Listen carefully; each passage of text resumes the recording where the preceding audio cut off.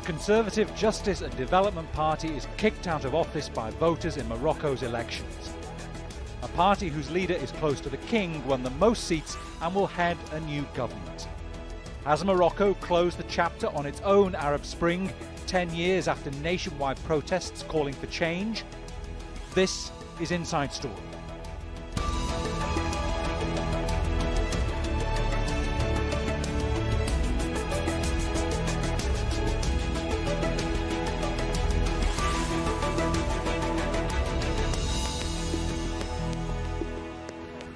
Hello and welcome to a second Inside Story from the Moroccan capital, Rabat. I'm Bernard Smith. The Justice and Development Party has headed the government here for a decade, the dominant party in 2 parliaments. But in Wednesday's elections, it was almost wiped out, losing 113 of the 125 seats it held. A result seen as a rejection of a party that had adopted unpopular policies that alienated many voters, including its own base. Now Morocco will be run by a party seen as having the support of the palace. So will that lead to any change in this North African country? We'll talk to our guests in a minute, but first, this report from Jamal Al-Shaya.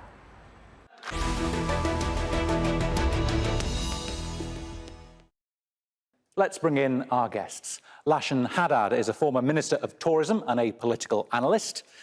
Jasper Haman is a columnist at Morocco World News. And our third guest, Mohammed Al-Hishami, is a Senior Research Fellow at the Centre for Studies and Research in Social Science. Welcome to you all.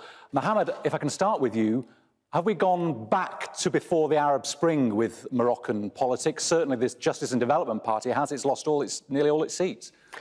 I think the best way to describe what happens is, I think it's a situation, very paradoxical situation. I would like to describe it as kind of an expected surprise.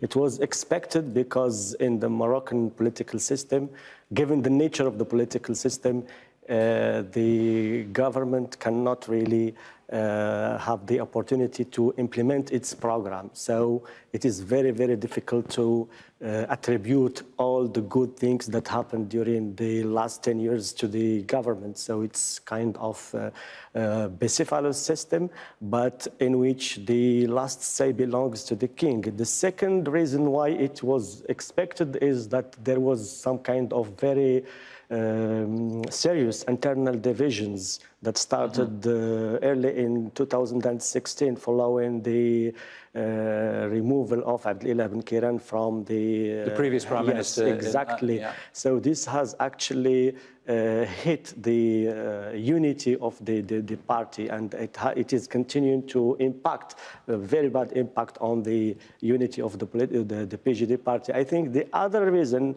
why this is expected is that the general atmosphere in the MENA region post-2011 cannot really, is not in favor of allowing an Islamist political party to win elections for a third time.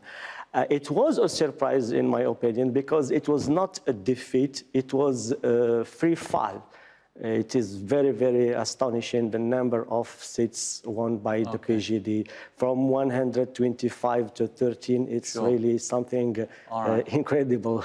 Jasper, do you see the same thing? Has Morocco gone back to how it was before the Arab Spring, the Justice and Development Party, back to where it was, certainly?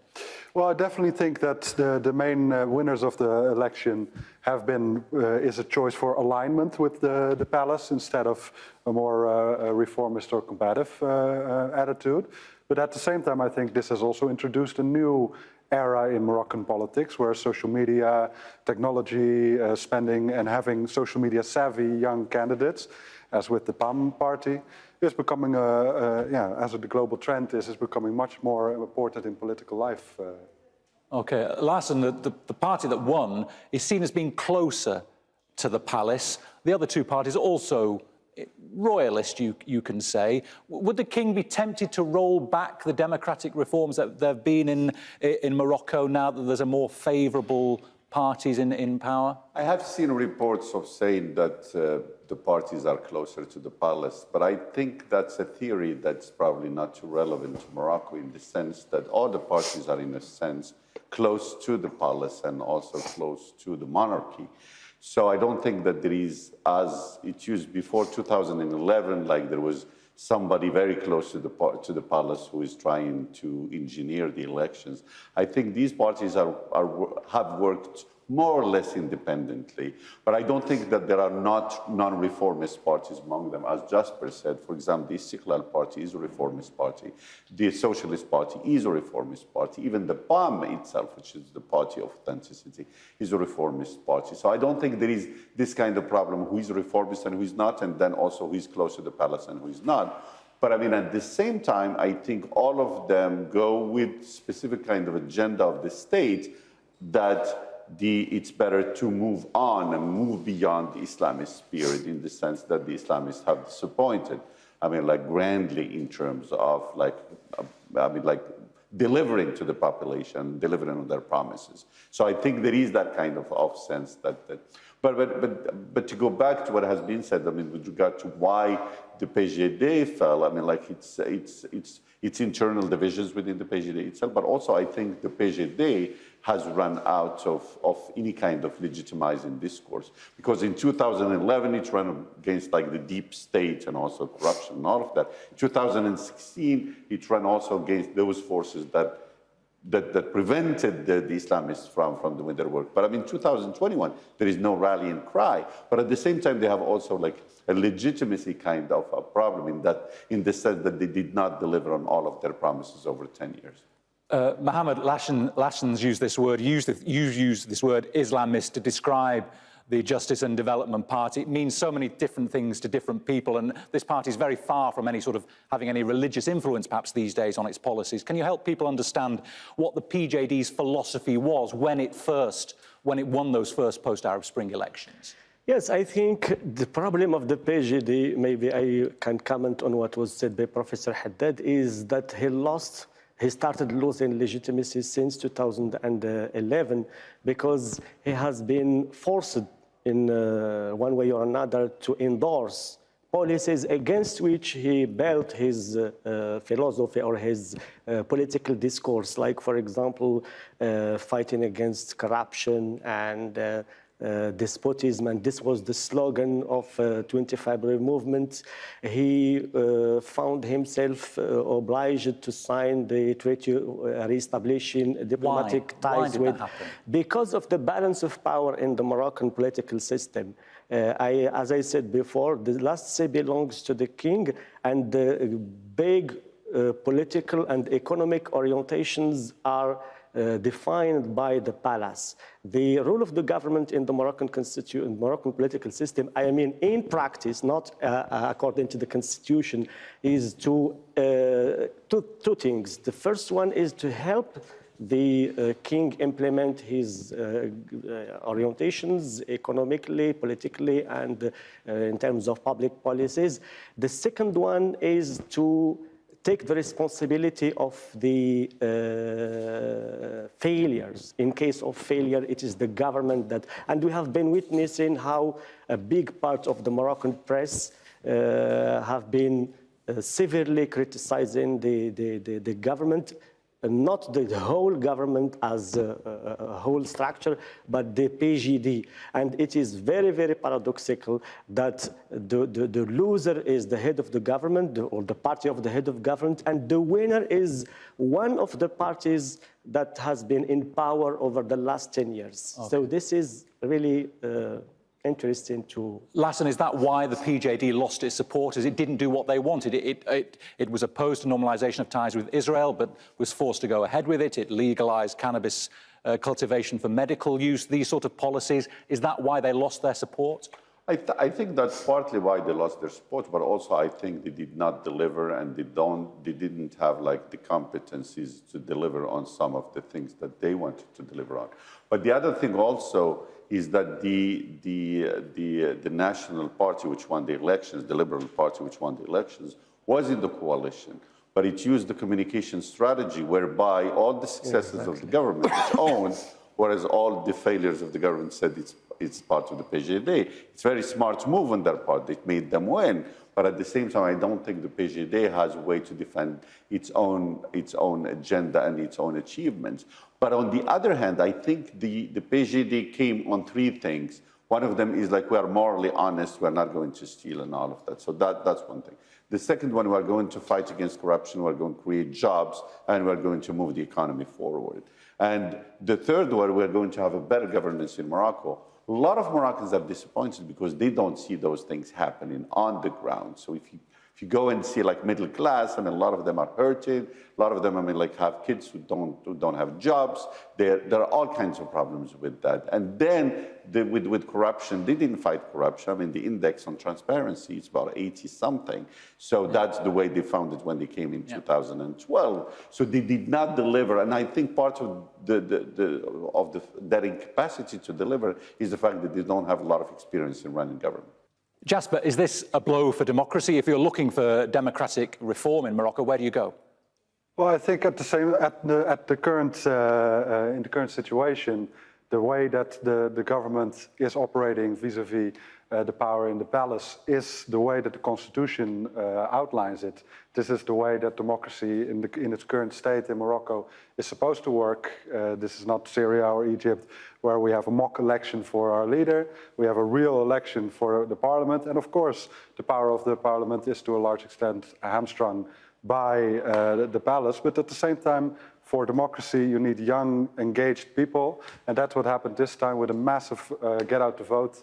And the turnout was an encouraging result. So no, I think more alignment with the palace does not necessarily mean a disavowal of democracy, I think.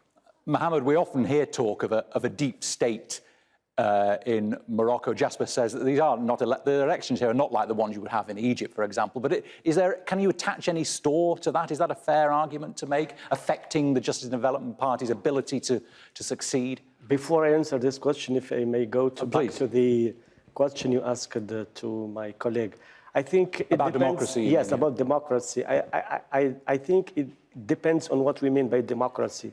In terms of advancing political reform, I think these results might result in slowing down somehow the process.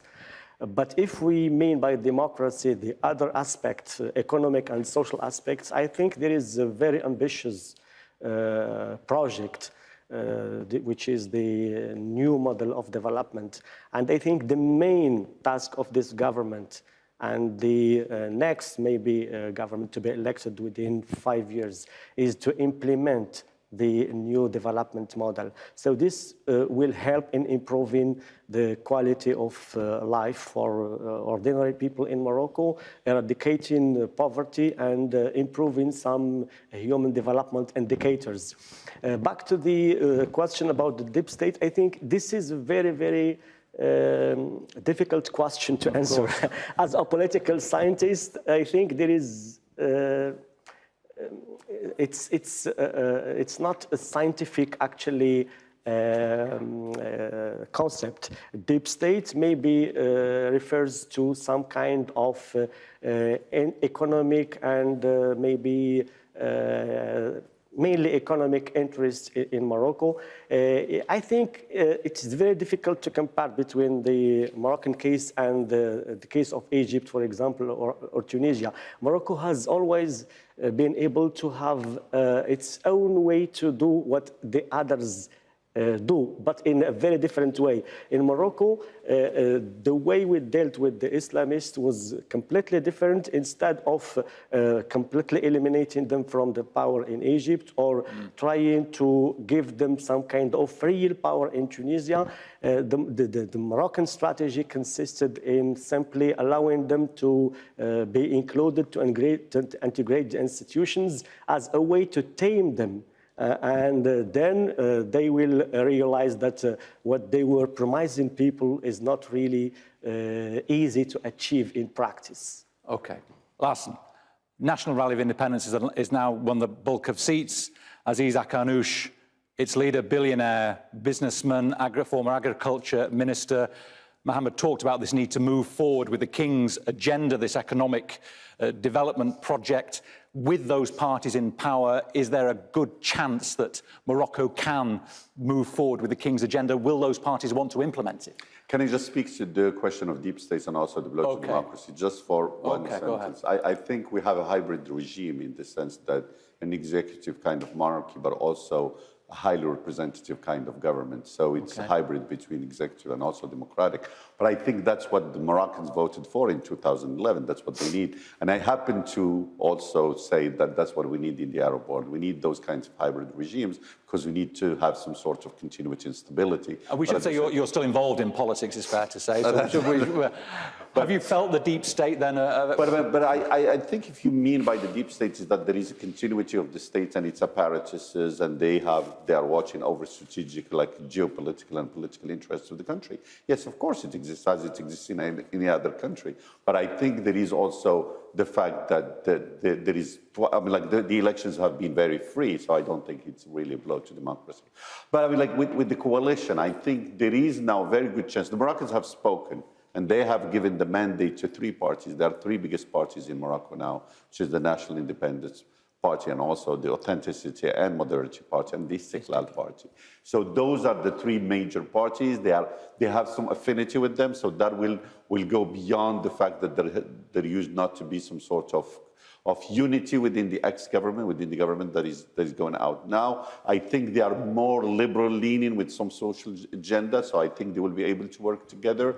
And I think they have a comfortable majority because it's 254, so they will be able to govern all three of them. And I think this is a very rare chance in Morocco to have a coalition of only three parties, because beforehand we used to have like 6 parties, 5 parties, 4 parties, and it's very difficult to create some homogeneity within this kind of coalition. So I think there is a good chance that this is the coalition that will happen. And I think it's good for Morocco, it's good for the big reforms that Morocco is undertaking. The pressure is going to be on this coalition though then, isn't it? I mean, enormous pressure and expectation. Expectations are very high, and I think also like putting down the reforms, especially in terms of social security, in terms of employment, in terms of regional kind of dynamization of the economy, all of these kinds of things, like really reinforcing the role of the middle class. Those are very high expectations, and I think this government, with the political mandate and also with the people who are within these parties, I think they will be able to deliver. Jasper, do you think these parties will be able to deliver and get the mandate from the king to deliver? Well, the latter, obviously, I think that is part of the coalition building, but at the same time, I do not envy our Prime Minister to be honest, because the task that is set for them is Herculean. They have their own party program. They've really focused on job creation, boosting the economy, taking care of the elderly, but at the same time, they have the national project going on to vastly expand healthcare, vastly expand pensions, and this has all been done ahead of the election as a national project, which has deadlines within the 5 years that they will be in power. There is also, of course, the legalization of medical cannabis, mostly for export, the way it's structured right now, which is going to create a giant agency through which billions might flow, and whether this could become an example of a modern Morocco where corruption can be kept at bay, even when in such a centralized place where so much money goes on.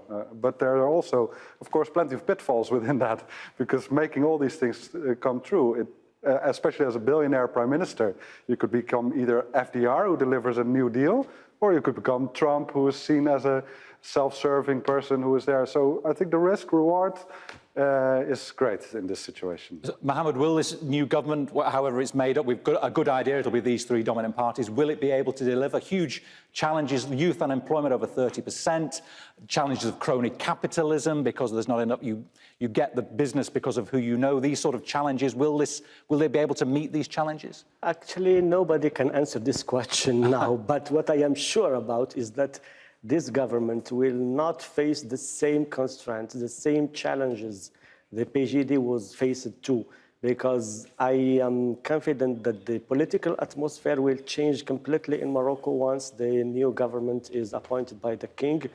It will be 100%, it will have the mandate of the king for sure, and it will also take advantage from the fact that it is politically homogeneous government, strong coalition, But the main challenge, in my opinion, is in addition to the high expectations from the government in terms of improving the human development indicators, eradicating poverty and improving the quality of health system and education, is the fact that with the exception of Istiqlal, no one of these parties has some kind of socially rooted constituencies. Okay. They consist mainly of notables who can win the elections, but they cannot really control the population. I think we need to distinguish between two kinds or two types of legitimacy. They enjoy very strong electoral legitimacy, given the number of seats they won, but they have a big problem, in my opinion, of popular or political legitimacy, because it's not enough to win elections in order to have kind of political, in the sense of popular legitimacy. All right. Gentlemen, unfortunately, time has got the better of us. But thanks to all our guests, to Lashan Haddad, to Jasper Haman, and to Mohammed El Hashimi. And thank you, too, for watching. You can see the programme again anytime by visiting our website, aljazeera.com. And for more debate, go to our Facebook page. That's facebook.com/AJ Inside Story. You can also join the conversation on Twitter. We are at AJ Inside Story. From me, Bernard Smith, and the whole team here in Morocco, thanks for watching.